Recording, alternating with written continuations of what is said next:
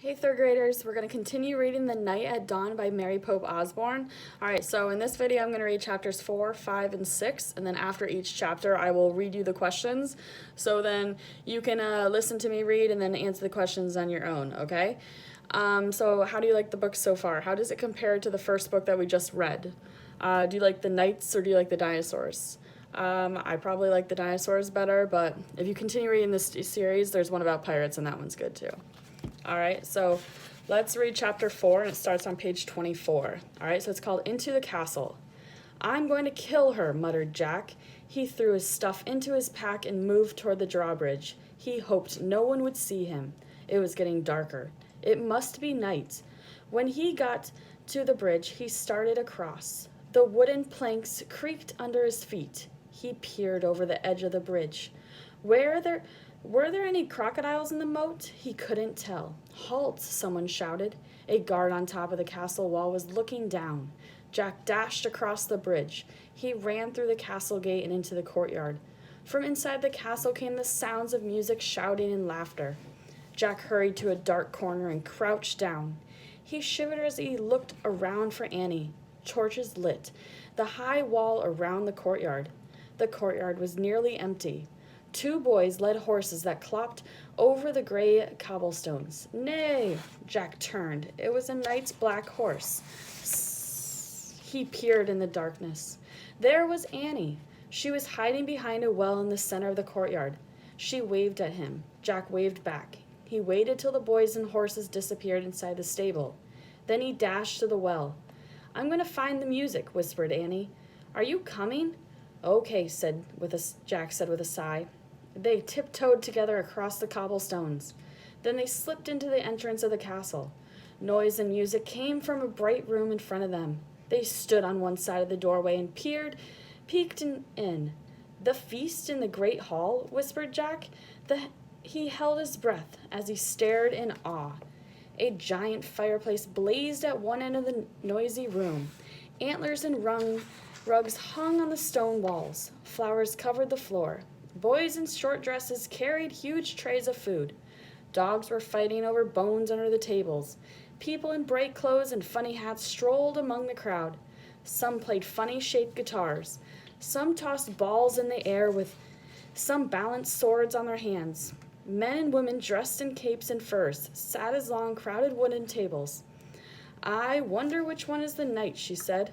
"I don't know," whispered Annie, "but they're eating with their fingers." Suddenly, someone shouted behind them. Jack whirled around. A man carrying a tray of pies was standing a few feet away. "Who art thou?" he asked angrily. Jack squeaked. "Jack!" "Annie!" squeaked Annie. Then they ran as fast as they could down a dimly lit hallway. All right, so that's the end of chapter 4. All right, so there's 2 questions. All right, so number 1. Who saw Jack and Annie as they peeked at the feast in the great hall? And then what did he say to them? All right, so now number 2. In chapter 4, what did Jack and Annie find in the dark room off the hall? All right, so you guys answer those questions and then continue listening as I read chapter 5. All right, so chapter 5 starts on page 30. All right, and it's called Trapped. "Come on," cried Annie. Jack raced behind her. Were they being followed? "Here, quick." Annie dashed toward a door off the hallway. She pushed the door open. The two of them stumbled into a dark, cold room. The door creaked shut behind them. "Give me the flashlight," said Annie. Jack handed it to her, and she switched it on. Yikes, a row of knights right in front of them. Annie flicked off the light. Silence. "They aren't moving." Jack whispered. Annie turned the light back on. "They're just suits," Jack said. "Without heads," said Annie. "Let me have the flashlight a second," said Jack, "so I can look in the book." Annie handed him the flashlight. He pulled out the castle book. He flipped through the pages until he found what he was looking for. Jack put the book away. "It's called Armory," he said. "It's where armor and weapons are stored." He shined the flashlight around the room. "Oh, man," whispered Jack. The light fell on shiny breastplates, leg plates, arm plates, on shelves filled with helmets and weapons, on shields, spears, swords, crossbows, clubs, battle axes. There was a noise in the hall. Voices. "Let's hide," said Annie. "Wait," said Jack. "I got to check on something first." "Hurry," said Annie. "It'll take just a second," said Jack. "Hold this," he handed Annie the flashlight. He tried to lift a helmet from a shelf. It was too heavy. He bent over and dragged the helmet over his head. The visor slammed shut. Oh, forget it. It was worse than having a 5-year-old on your head. More like having a 10-year-old on your head. Not only could Jack lift his head, he couldn't see anything either.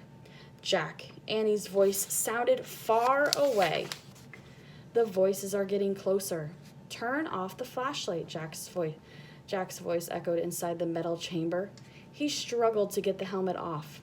Suddenly, he lost his balance and went crashing into other pieces of armor.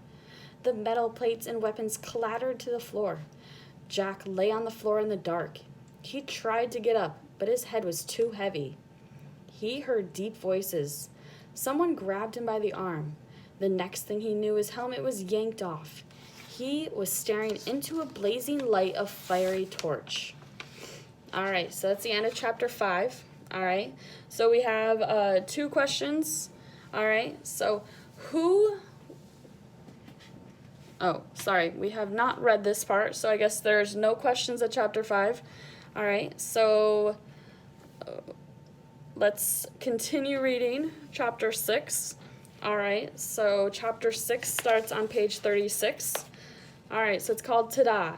In the torchlight, Jack saw 3 huge men standing over him. One with very squinty eyes held the torch. One with very red face held Jack, and one with a very long mustache held on to Annie. Annie was kicking and yelling. "Stop," said the one with the very long mustache. "Who art thou?" said the one with the very red face. "Spies, foreigners, Egyptians, Romans, Persians," said the squinty-eyed one. "No, you dummies," said Annie. "Oh, brothers," Jack muttered. "Arrest them," said Redface. "The dungeon," said Squinty Eyes. "The guards," marched Jack and Annie out of the armory. Jack looked back frantically. Where was his backpack? "Go," said the guard, giving him a push. Jack went down. They marched down the long, dark hallway. Squinty, Annie, Mustache, Jack, and Red. Down a narrow, winding staircase. Jack heard Annie shouting at the guards. "Dummies, meanies, we didn't do anything." The guards laughed. They didn't take her seriously at all. At the bottom of the stairs was a big iron door with a bar across it. Squinty pushed the bar off the door. Then he shoved at the door. It creaked open. Jack and Annie were pushed into a cold, clammy room.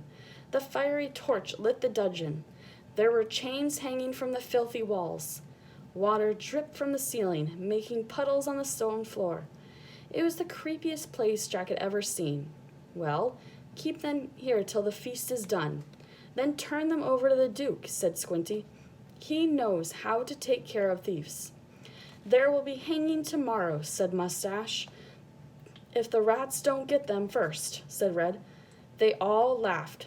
Jack saw that Annie had his backpack. She was quietly unzipping it. "Come on, let's chain the 2 of them," said Squinty. The guards started toward them. Annie whipped her flashlight out of his pack. "Ta-da!" she yelled. The guards froze. They stared at the shiny flashlight in her hand. Annie switched the light on. The guards gasped in fear. They jumped back against the wall. Squinty dropped the torch. It fell into a dirty puddle on the floor, sputtered, and went out. "My magic wand," Annie said, waving the flashlight. "Get down, or I'll wipe you out." Jack's mouth dropped again open. Annie fiercely pointed her light at one, then the other. Each howled and covered his face. "Down, all of you, get down," shouted Annie. One by one, the guards laid down on the wet floor. Jack couldn't believe it. "Come on," Annie said to him. "Let's go." Jack looked at the open doorway. He looked at the guards quaking on the ground. "Hurry," said Annie. In one quick leap, Jack followed her out of the terrible dungeon. All right, so that's the end of the chapter 6. Seems like Annie has no fear at all. All right, so we have 3 questions.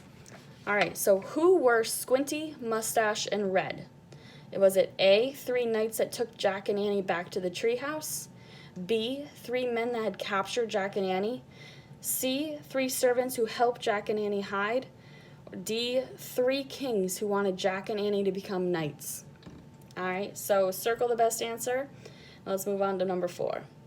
All right, so explain how Annie used her flashlight to fool Squinty, Mustache, and Red. All right, so write 1 complete sentence on who Squinty, Mustache, and Red are. All right, number 5. Read the following sentence from chapter 6. It says, he looked at the guards He looked at the guards quaking on the ground.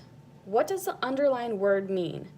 Is it quaking? All right, so quaking is the underlined word.